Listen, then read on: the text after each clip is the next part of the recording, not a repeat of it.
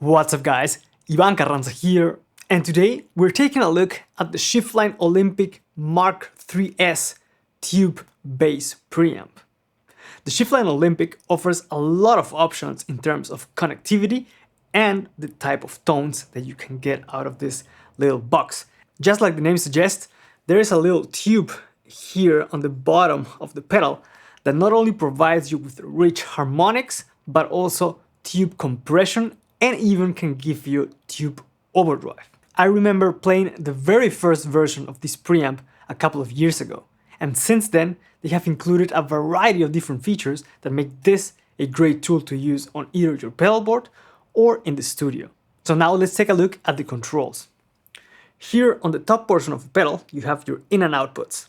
So here is your input socket, then you have a through output, which means that the signal going out of there is the exact same signal that you're feeding into the pedal without any coloration. Then we have a serial effects loop, and then the output that can be either plugged into your amp or into more pedals. Here on the front we have your volume, which controls the loudness going out of the XLR out and the headphones. We have the master, which controls the volume going out of the out socket, which can be connected to your amp or other pedals. Then we have your gain, which controls, like the name suggests, the gain, and also how much compression or tube compression is being applied. And if you push it really hard, you start getting tube saturation, tube overdrive, which is a very cool feature of this pedal, if I may say so.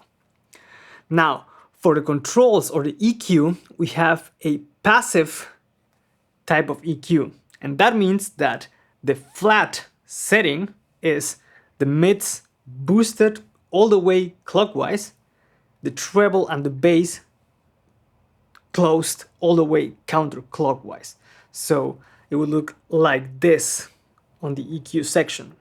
If you have everything on 12 o'clock, then you are boosting the bass, boosting the treble, and cutting mid frequencies. So that's something important to remember in case you're wondering why your signal doesn't have that much mids. And like I said, the mid is cut only, the bass and treble are boost only. Now, a very nice feature of the pedal is that you have two different cap simulations that you can pick, and it comes preloaded with two cabinets. The upper position is a Sun 2x15 cap, and the lower position is an Ampeg 8x10 cap. If you have the selector in the middle position, then you're sending a clean DI signal. You also have a ground loop switch here, and the last switch is a boost to the treble frequencies or a cut to the treble frequencies as well. And that is pretty handy if you want to, for example, increase the pick attack or get some more crispness up top, or if you want to remove some more frequencies because you can't cut using the knob, so you can use this switch instead. Now let's check out some of the presets that Schiffline has created for this pedal, and then let's listen to how each one of the controls affects the signal.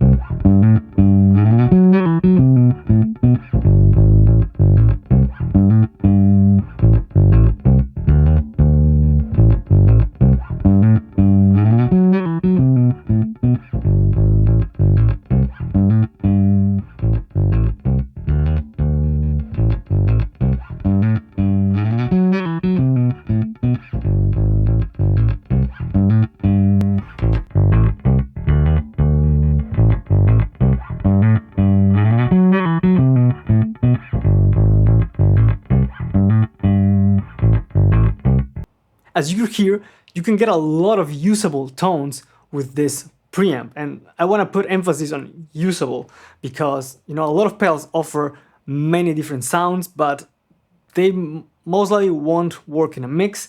This lets you dial in some really cool sounds without that much tweaking. And by combining the cap settings and the EQ and how much gain you're using, you can go from a very pillowy, warm sound that's great for ballads or soul, R&B, that kind of genre. And then if you crank the gain and use more treble, you can go to a really growly, nasty rock setting. And that is really cool considering how small the pedal is. One of my favorite features, I have to say, is how usable the gain control is here, because the more you turn it up, the more tube compression you're gonna get, even before starting to get clipping, starting to get drive. And that is really nice because it evens out some of your playing, and it's not like you're heavily compressing everything and you feel like your signal is getting smashed, but it's a nice playing response. And if you don't want any of that, you can just turn the gain really low and then use more volume to compensate. On that note, there's one thing I have to say, and that's that, for example, if you have your gain pretty high, let's say at, 2 p.m., you have to compensate with the volume by it being lower. Now, if by accident, you bump it up slightly, and I mean very slightly, you're gonna get a lot of a volume boost, or a big volume boost. Or if you bump it the other way, you're gonna reduce your signal quite a bit. So the volume control is kind of touchy. You gotta be careful with that. And if you're playing a gig and by accident you bump it with your foot or something, that could scare your front of house person. So you gotta pay attention to that. The other thing that I would like to mention is that I wish that the power supply was a bit sturdier, because it's like this. So far I haven't had any issues or whatever, but the cable is not that long, and if you're playing shows and on the road, you're unpacking and packing, and I don't know how long one of these could last. I know some other preamps that are somewhat same class range have better power supplies, and I wish it came with a sturdier one, but that's just me being picky.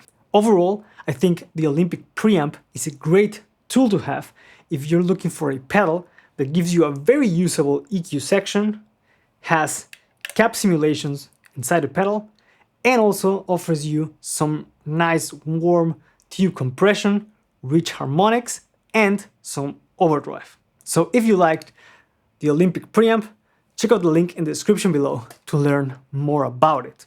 Also, don't forget to subscribe and hit the notification bell to stay up to date with the content that's coming to the channel. Thank you guys for watching. Let me know what you think in the comments, and I'll catch you guys on the next one. Take care.